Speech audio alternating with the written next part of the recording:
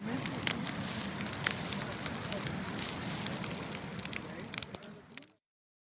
2016, my boyfriend, now my husband, and I went camping in eastern Pennsylvania. The place we decided to stop for the night was primitive. Camping was free, no cell service, barely a road, etc. We did encounter two other people. They might not factor into what happened later at all, but they were creepy, so I'll describe them. The first was a woman who had her truck off to the side of the road a little as we drove past. She had the hood open and seemed to be waiting for someone to stop and offer to help. Usually my boyfriend had no problem helping someone, but he said this time something about her put him off. She didn't really seem like she needed help, and usually people who need help look at you hopefully as you approach. She looked like she just expected we would stop. That's what my boyfriend said anyway. I hadn't really noticed anything that strange about her. The next person came when we had chosen a spot and were setting up a fire for hot dogs. I had noticed people drive by a few times, but my boyfriend pointed out each time the same car, and the man in the car watched us each time as he passed. My boyfriend was a little uneasy about this, but we had driven around for a while before finding a place we liked. It had been raining and everything was muddy, and we wanted the driest site possible. He could have been doing the same thing. We briefly thought about moving, but the road was way too muddy. If he wanted to find us, all he had to do was follow the tracks. There were some other tracks, but not many. He'd only have to backtrack a little to locate us again. He didn't come by another time, so we stayed and spent the several remaining hours before dark just goofing off. No one else drove by. Whether or not those two had anything to do with our experience, the real fear came later. We had gone to sleep in our tent, and sometime around 3 a.m. we were awoken by this very loud noise. I can't describe it very well, or even remember exactly what it sounded like, but my boyfriend said it reminded him of a chain gun revving up. It was also similar to how it would sound if someone recorded a shovel being dragged over gravel, and playing it over a loudspeaker is another way he would describe it. He jumped up and looked out the little window but couldn't see anything. The sound repeated itself another few times. I was too scared to speak, so my boyfriend whispered that it was probably miles off and I should go back to sleep. I didn't question this, as I figured loud sounds could easily be heard miles off. After we left, he told me it sounded like it had been coming just from down the road, but he didn't want to freak me out. Looking back, I probably should have wondered why he would bother to whisper if apparently the sound was far off. I was still terrified. Every little thing I heard outside sounded like someone was walking around the tent. We laid there for a while longer when finally my boyfriend told me to get dressed because we were leaving. I got alarmed by this, and even more alarmed when he unwrapped the machete we had brought just for the trip from its plastic before we even opened the tent. We quickly packed up and loaded the car. I looked around for footprints that weren't our own, but despite the moon providing plenty of light, I couldn't really see. I did point out something my boyfriend hadn't noticed though before we got into the car. There was a beer can by our dead fire that hasn't been there before. We didn't bring beer. While we were driving away, my boyfriend explained that he was nervous someone might have been trying to lure us out, so he didn't think it was a good idea to run from the tent right away. He also half expected to find out our gas tank had been siphoned out, but that wouldn't have stopped us because we had a hybrid car. We joked that it would make a funny hybrid commercial. Number of brutal murders avoided by driving a hybrid. 2, we only joked because we were just about crapping ourselves from fear and adrenaline, even that. The rest of our trip we only stayed in well-populated campsites or got a hotel.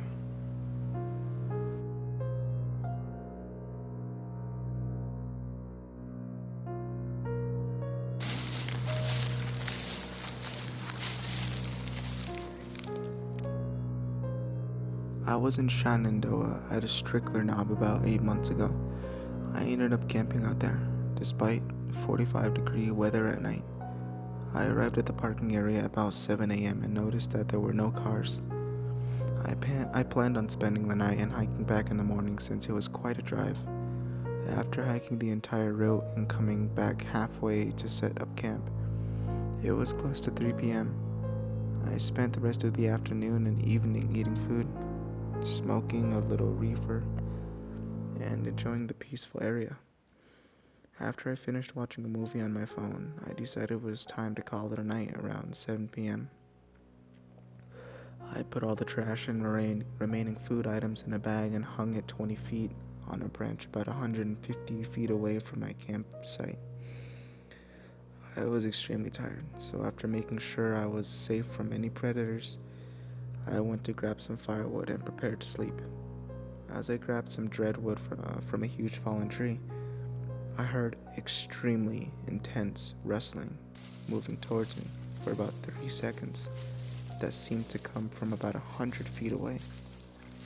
It stopped as soon as I stopped and faced the direction of the noise. Totally freaked out, and about 50 feet from my tent, I slowly backed up while shining my flashlight on the area to hopefully expose the source of the noise. Nothing. I made it back to my tent, and it was quite dark by this time, and I could barely see 10 feet in front of me.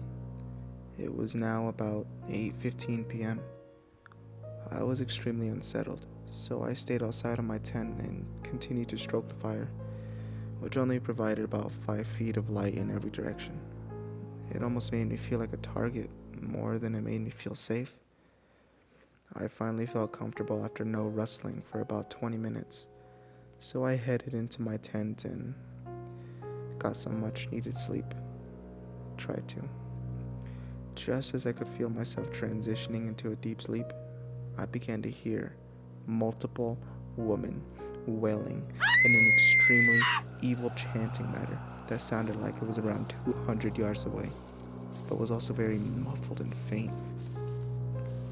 As I came to my full level of awareness, it started to get louder. In a matter of 30 seconds, it sounded like it was less than 50 yards away. I felt a level of adrenaline that I have never felt before. It felt primal. My entire body tensed up like I was hit with a stun gun or an ice bath. I would like to note at this point in my story, I was no longer intoxicated in any way, and I was feeling no residual effects of the small amount of marijuana I ingested several hours earlier. About 3 seconds after the noise got to around 50 yards away, it totally stopped. I slowly crawled out of my tent and yelled, "Hey! Who is that?" Complete silence consumed the entire 100-foot area I was camped in. I turned on my massive flashlight and shined it everywhere I could see an eerie energy. Nothing. As I made one last round with my flashlight, I saw something that would change my view on monsters and the paranormal forever. I briefly saw a woman for about 0.25 seconds who was fleeing from the tree line facing away from me, making almost no noise as she did so. She was wearing a medium-length white dress with insane amounts of dirt all over her, and she was bald. She also had no shoes and was flailing her hands in the air, whilst making no wailing noises anymore. She ran in the way a child would if they were caught trying to sneak up on you. I couldn't even utter a sound. I began to fear for my life so badly that I began crying and my face was stuck in a frowning position. I went into full panic attack and grabbed my pack, which was thankfully already set up for my 5 a.m. departure. I left my tent and began running. I started making towards the tree line and markers for the trail started at. I could see a small light about 200 feet in front of me at the bottom of the hill, I began running at my maximum safe speed, which was about 3.5 miles per hour, with my 20-pound back, considering it was 10:45 p.m. and the terrain was rocky and covered with roots and flying slick dirt. I fell once coming towards the bottom of the first large descent, and saw the same woman as my eyes fell toward the ground during my fall. Luckily, I only scraped my knee on some gravel since I stayed on one of the sides of the trail. I started moving slowly as was constantly looking around, gripping my Benchmade Animus 375 knife tighter than ever. As I approached the last part of the trail, which was totally flat and more grassy, I hadn't seen anything in over 2 miles. Suddenly and violently, I began to hear rustling from every direction, roughly 100 yards away from me, and it was coming up fast. I began running at full sprint for the last 0.2 miles of the trail, finally passing the trailhead and approaching the parking area. I made it back to my car, and as I turned around, I saw 3 of the same woman I saw before, whom all began crawling on all fours, full speed away from me and towards the trail. As I shined my headlamp on them, I cried for the first 20 minutes after driving at full speed away from the trail, just happy to still be alive and not fully grasping the entire situation. I made it back to Route 81 and could still feel those evil, human-like creatures, the feeling they emanated. Moral of the story: hike with a partner.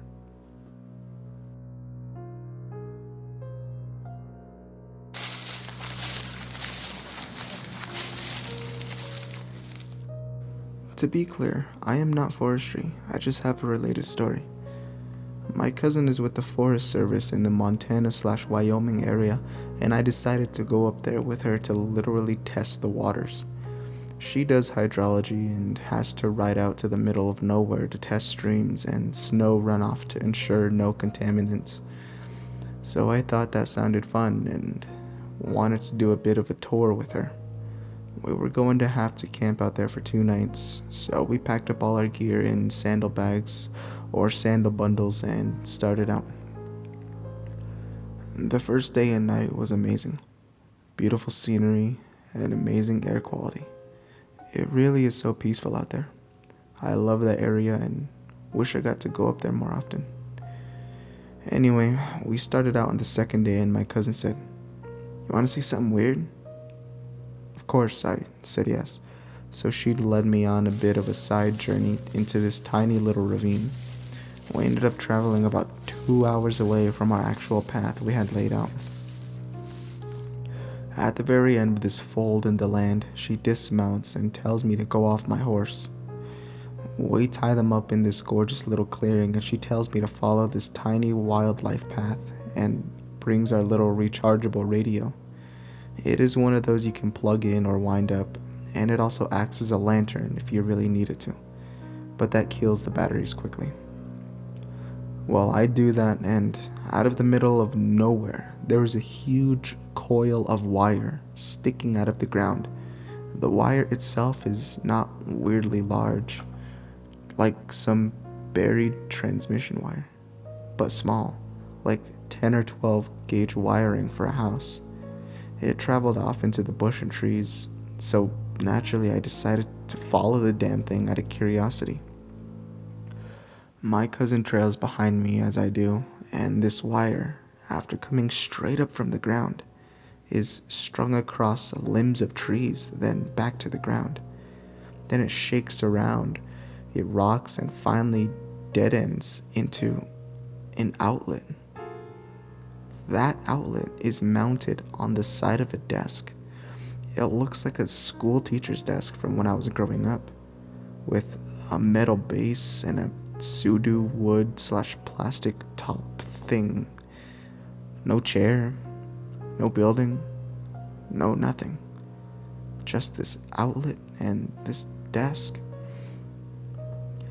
I'm staring at this thing confused as hell.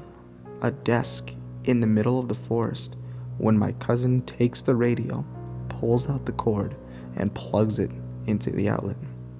That fucker then lit up and started blaring static. The wire was being fed from somewhere. Now, the place where we were had no road access, no buildings for many miles, and no other people around.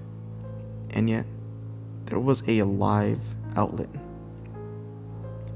No spooky jump scares or bodies, just one lone powered desk in the middle of the woods.